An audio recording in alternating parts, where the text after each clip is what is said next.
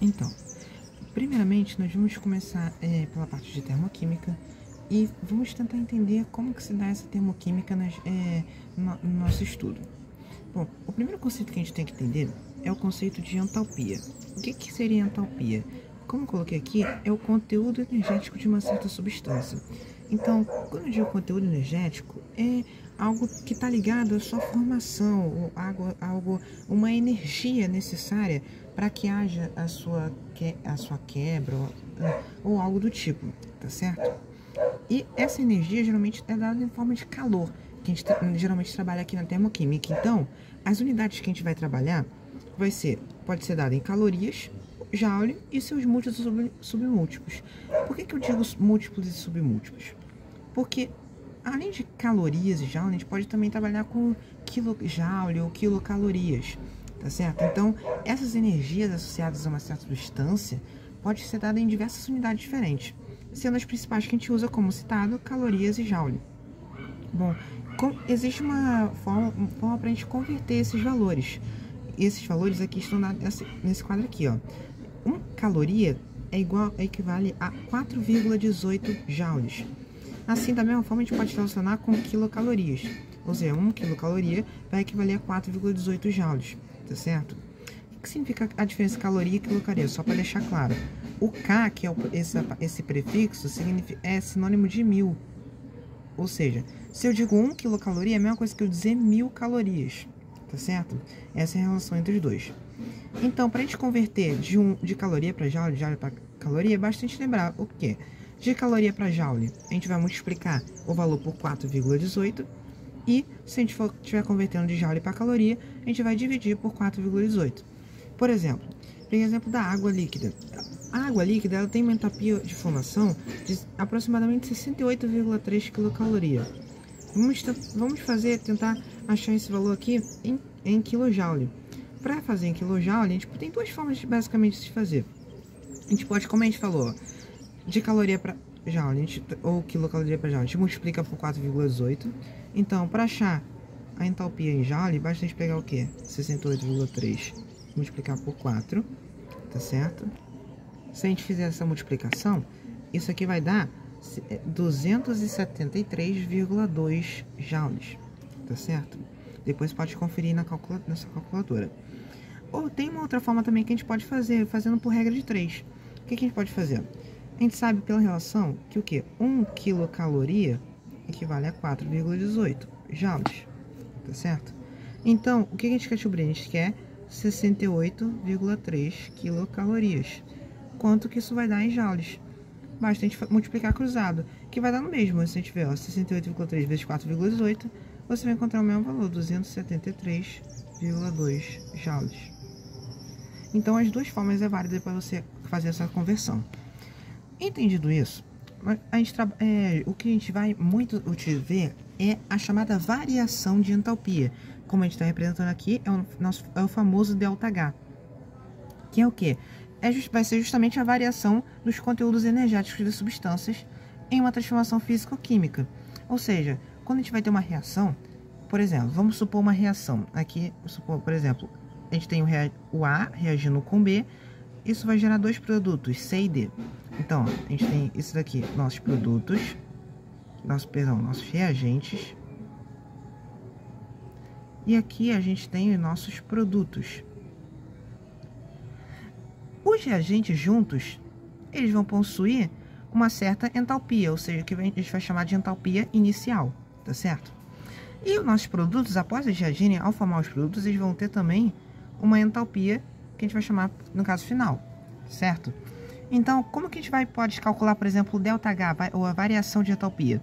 Basta a gente pegar final menos inicial.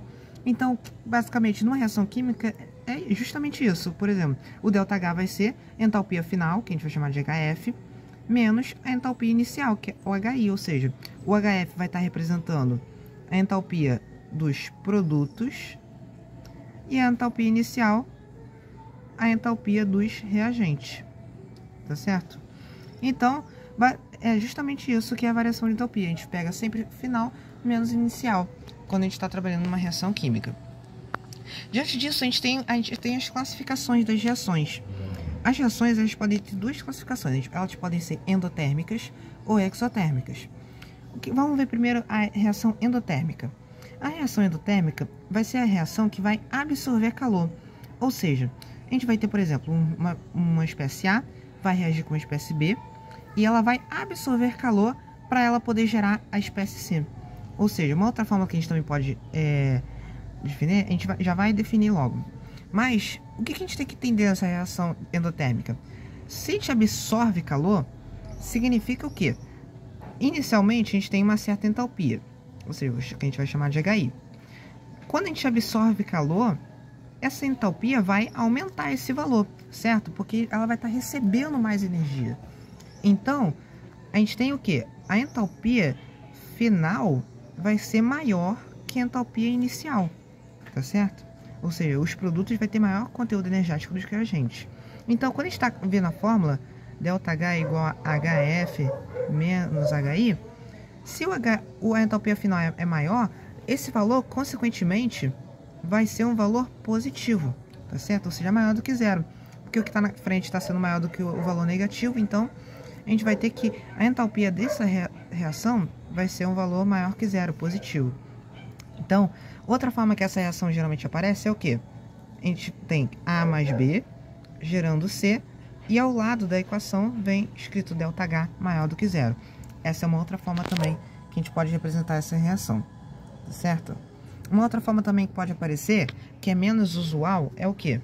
A gente tem, a gente tem A mais B gerando C e aqui do outro lado, em vez de estar mais calor como está lá, vai ficar menos calor. É outra forma, mas essa aqui é a menos usual, essa aqui geralmente não aparece, tá certo? Mas essas duas formas aqui, principalmente essa daqui de baixo. Bom, e como que seria o gráfico dessa reação? Bom, a gente vai ter aqui então um gráfico em que a gente vai ter a variação de entalpia e o caminho da reação. O que a gente vai ter? A entalpia inicial, que no caso vai ser do reagente, a gente observa que é menor, ou seja, está aqui mais para baixo, mais próximo da origem, e é menor do que a entalpia final dos produtos. Então, esse é o estilo do gráfico de uma equação endotérmica, ou seja, isso daqui, essa diferença entre o produto e o reagente é o que nós vamos chamar de ΔH, que como é endotérmica, esse ΔH vai ser positivo. Então, sempre numa reação endotérmica, o gráfico vai ser assim, os reagentes vão ter uma entalpia menor, então vão estar mais abaixo no gráfico, e essa entalpia vai aumentar o valor de acordo com ele vai estar absorvendo calor, ou seja, vai estar ganhando calor. Bom, agora vamos falar da reação exotérmica. Bom, a reação exotérmica, se a endotérmica absorve o calor, a exotérmica vai ser o oposto, ou seja, ela vai liberar calor. Então, a gente vai ter uma espécie A reagindo com a espécie B, vai liberar C e, além disso, vai liberar também calor. Bom, se ela liberar calor, significa que, inicialmente, ela vai ter uma entalpia inicial de um valor. Se ela está liberando calor, significa o quê? Ela está perdendo calor para o ambiente. Então, a entalpia... O que a gente pode concluir a partir disso?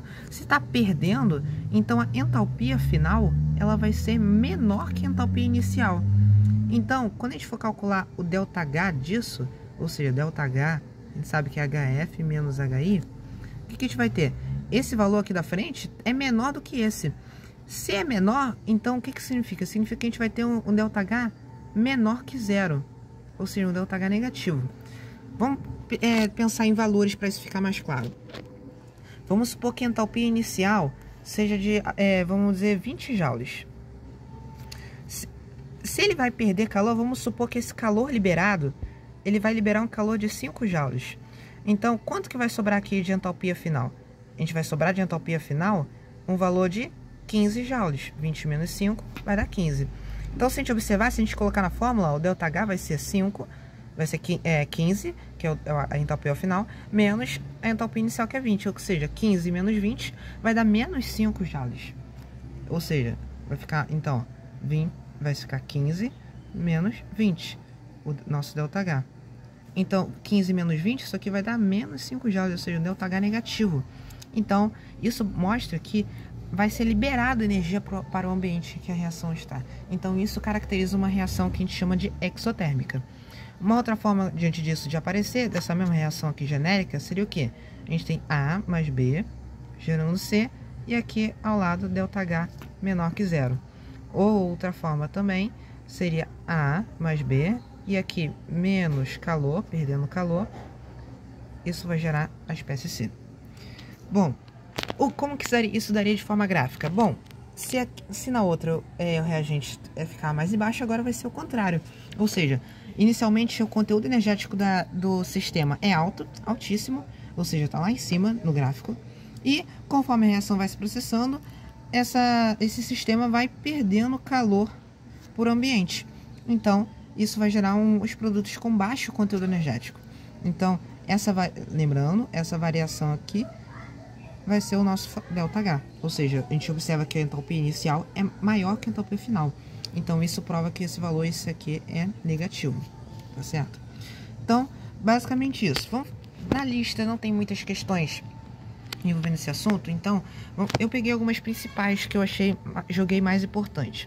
Que nas próximas aulas a gente vai aprofundar mais o conteúdo. Vamos só para testar mesmo. Ó. Classifique as seguintes reações. Bom, basicamente só se você classificar se é endotérmico ou exotérmico. A gente tem aqui óxido de ferro sólido reagindo com carbono e mais 491,5 kJ, e isso está gerando ferro e monóxido de carbono. Bom, o que significa esse mais 491? Significa que para essa reação ocorrer, a gente está absorvendo um calor. Ou seja, isso aqui, todo o sistema aqui absorve calor para gerar isso. Se absorve calor, então a gente sabe que é uma reação endotérmica, tá certo? Ou seja, o nosso ΔH é positivo. Ou seja, a entalpia final dos produtos é maior do que a entalpia dos reagentes. Agora, aqui no item B, a gente tem aqui glicose reagindo com oxigênio, gerando CO2 e água. E ele já deu o show indicado ΔH menos 2.800 kJ por mol. Isso, bom, só pelo ΔH ser negativo, a gente já sabe que é exotérmico, né? Ou seja, está ocorrendo liberação de calor para o ambiente. Então, a gente tem uma reação aqui exotérmica, tá certo? Agora vamos para a segunda questão. A queima de substâncias combustíveis que são menos poluentes são, em geral, acabei repetindo aqui os de gás hidrogênio, que é capaz de produzir até 33.900 quilocalorias por quilograma. Determine o valor correspondente em quilojoules por quilograma, aproximadamente. Bom, o que ele quer basicamente? Bom, ele diz, o enunciado era um pouco maior e reduzir para caber aqui no vídeo. O que ele dá a capacidade do hidrogênio quando ele sofre, no caso como a gente está tratando de combustão, ou seja, ele dá que esse valor conteúdo energético é de 33.000, ou seja, 33.000, vou anotar aqui embaixo, ou seja, o nosso ΔH, ele é de 33.900 quilocalorias por quilograma. Geralmente nas reações, às vezes, você pode muito encontrar quilocalorias por mol, quilocalorias por grama. Também é muito comum a gente encontrar esses valores. Mas o que a gente tem de importante? 33.900 quilocalorias por quilograma. Ele quer esse valor em quilojoules. Então, a parte em quilograma, então a gente não vai precisar se alterar. A gente vai precisar apenas alterar essa parte de cima, ou seja, quilocaloria passar para quilojoules.